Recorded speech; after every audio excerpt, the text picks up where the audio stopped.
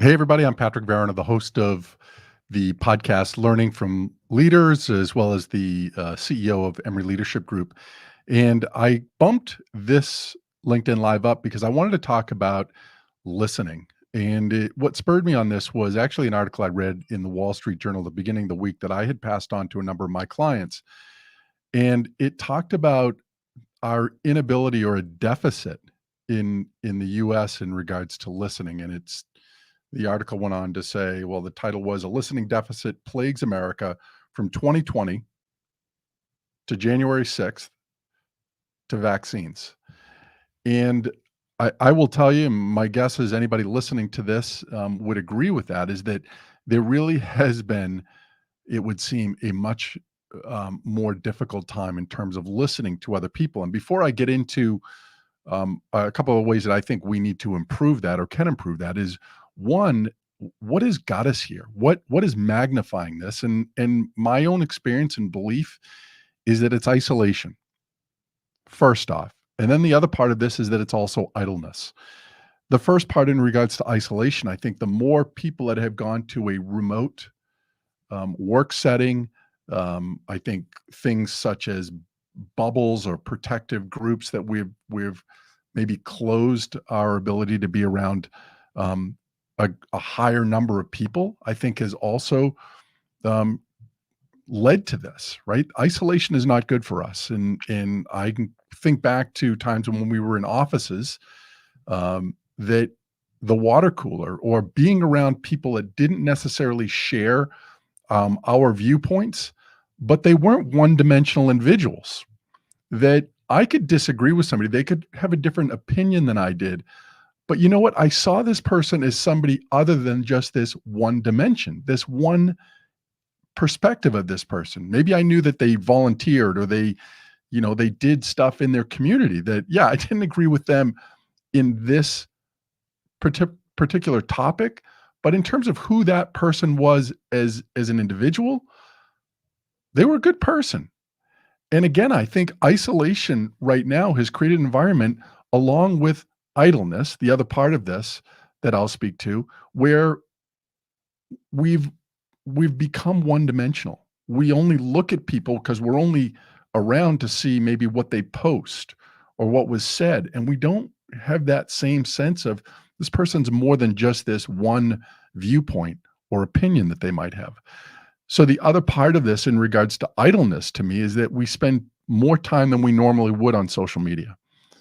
And what do we tend to do on social media?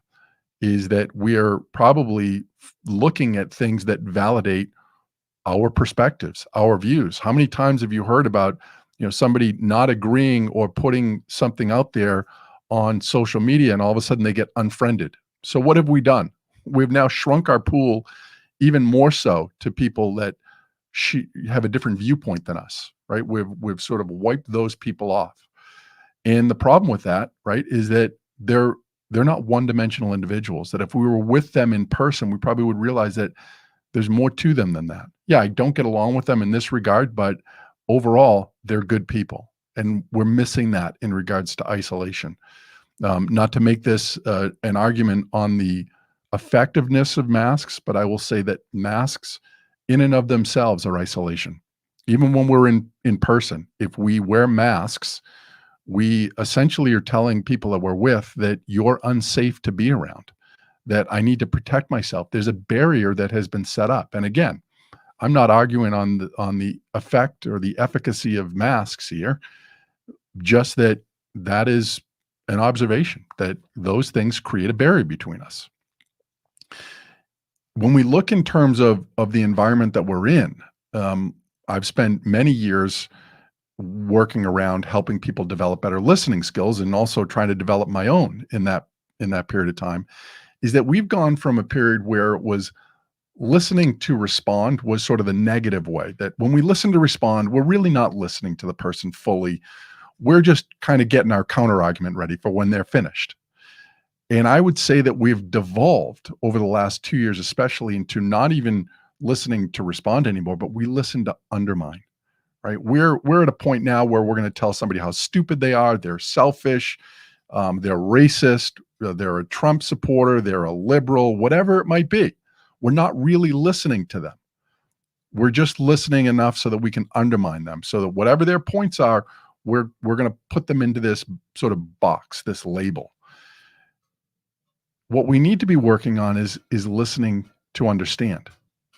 And until we start to do that, until we really can take a step back and understand and identify the things that are necessary to listen to somebody in terms of understanding, we will not resolve conflict. We will not bridge these divides that exist between one another. Without it, we just can't do it. So what are these things that we can do? Well, first, when we talk about listening is we use our ears. How do we listen to somebody with our ears, or what are we listening for?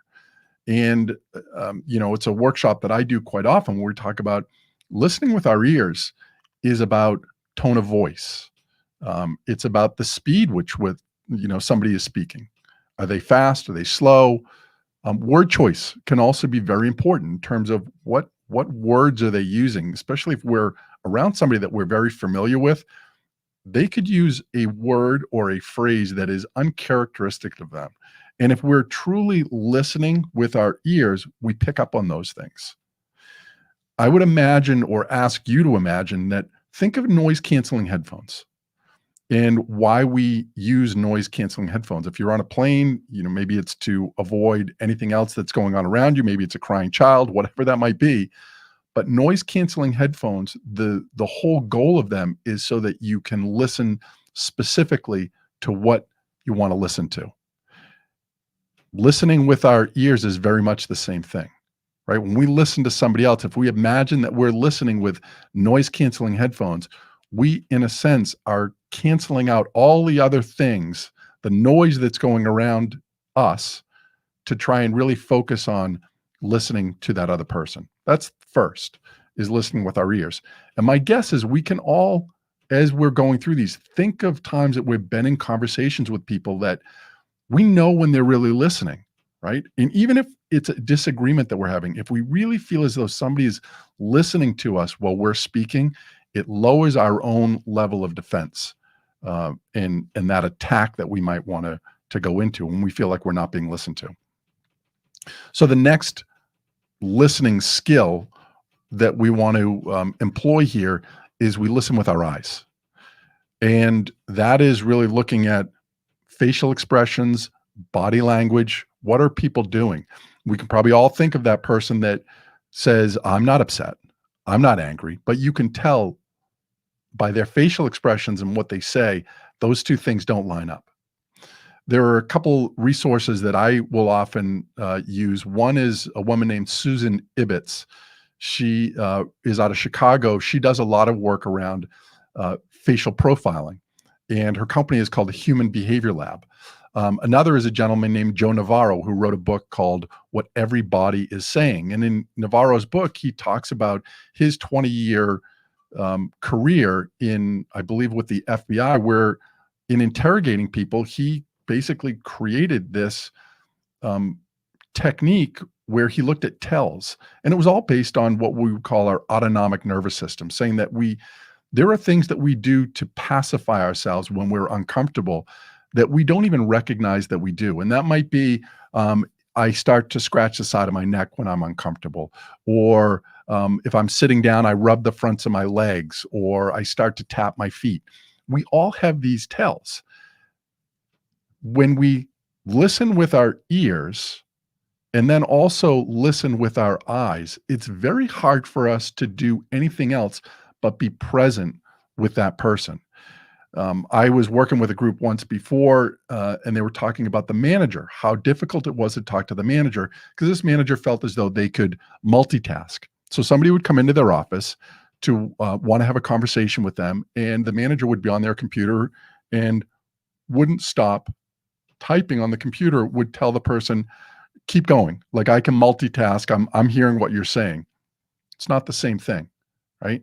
So people just stopped going to this manager because they felt like this person really didn't care. And I bet it was less that the manager didn't care and more just they felt as though they had a skill set that really didn't exist in the way that other people needed to be listened to. And that's with our eyes too. Very important for us to be able to do that. And again, when we're listening with just these two things, it's very difficult to do anything else but truly focus on the other individual. Now, the next two that we're going to talk about is one is listening with our mind, or I would say listening with curiosity.